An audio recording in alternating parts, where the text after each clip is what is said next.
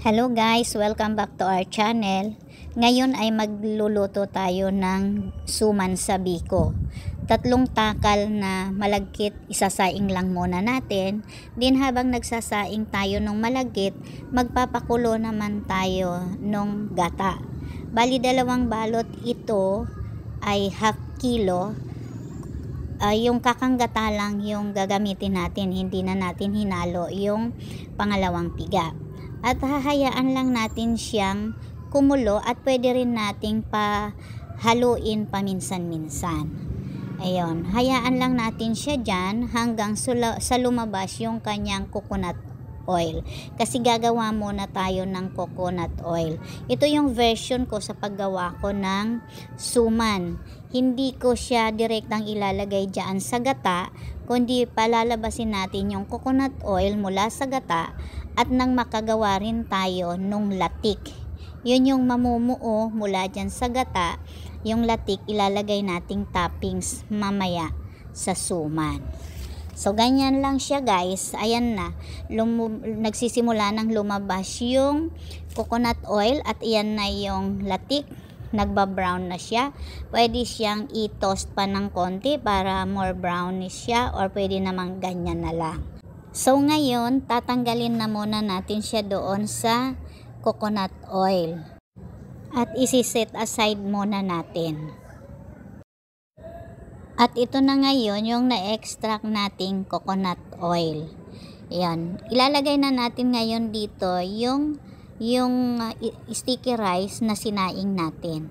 Ayan na siya, oh. Yan na yung rice na malagkit. Ilalagay na natin siya ngayon dito sa kawali na mayroong coconut oil. Ayan. Lalagay lang natin lahat dyan.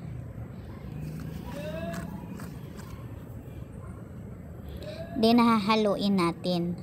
Haluin natin para ma-mix siya doon sa coconut oil na nagawa natin. At ilalagay na rin natin yung 1/4 kilo na brown sugar. Pwedeng yung mas brown pa dyan para mas mapula yung magiging outcome niya, or pwede naman ganyan, or pwede rin yung white. Then lalagyan natin ng kaunting asin para mag-balance yung lasa ng sugar at asin. Pero hindi naman pwedeng maraming asin. Hindi pwedeng mangibabaw yung lasa ng asin kaysa sa sugar. Kailangan mas matamis pa rin. Kung gustong mas matamis, pwedeng dagdagan yung 1/4 kilo na sugar. Pero pwedeng pa konti-konti lang para kung kulang pa, tsaka nyo na lang dagdagan. Basta haluin lang siya ng haluin para mag-mix yung coconut oil, yung sugar, and yung salt doon sa sticky rice. Ayan. Haluin lang siya ng haluin. Hanggang sa, napapansin nyo ngayon, hindi pa siya masyadong sticky.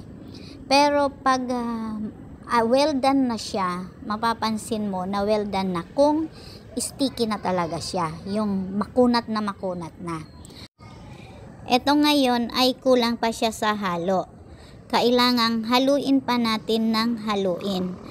Tuloy-tuloy lang ang halo natin hanggang sa talagang sticky na siya. Yung hindi mo na halos matanggal yung sandok dyan sa sticky rice. Ayon.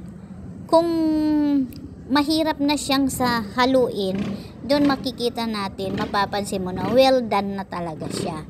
So, ibig sabihin, lutong-luto na yung suman natin dyan sa coconut oil. Ayan. Oh. So, hahaluin lang muna natin para hindi masunog yung ilalim at saka mag-mix well yung sugar and salt para pantay yung lasa. Ayan. So, halo lang. Medyo mahirap sa bandang huli kasi haluin mo lang ng hahaluin. Kasi pag hindi hinalo, masusunog siya. Ayan na guys, hahanguin na natin, naalisin na natin sa apoy at ilalagay na natin sa tray. Ito na, nakabuo tayo ng isang tray.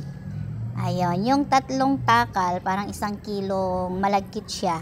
Yan yung nagawa natin. At ngayon ay ilalagay na natin yung latik or yung mamok sa Bicol. Yan yung nabuo mula sa gata ng nyog na ginawa nating langis or yung coconut oil. Latik, ilalagay natin sa ibabaw ng suman, pangpalasa. Ayan, matamis yan guys, kahit walang asukal yung latik na yan, matamis siya. Ayan, kung magbi-business guys, pwede naman, kasi pwede tong pang negosyo. Ito total lang yung lahat ng cost of expenses, yung malagkit, yung sugar, yung asin, yung gata, plus yung labor, yung LPG, yung transpo mo, pagbili, then magma-mark up ka kung magkano ang tutubuin. Depende sa mamimili mo. Thank you guys for watching. Kung nagustuhan mo ang video na to, paki-like naman, at kung di ka pa nakasubscribe sa akin, paki-subscribe na rin yung aking YouTube channel, Mama Erms Vlog, at paki-hit na rin yung notification bell para updated kayo sa susunod na post natin. Bye! I heart you!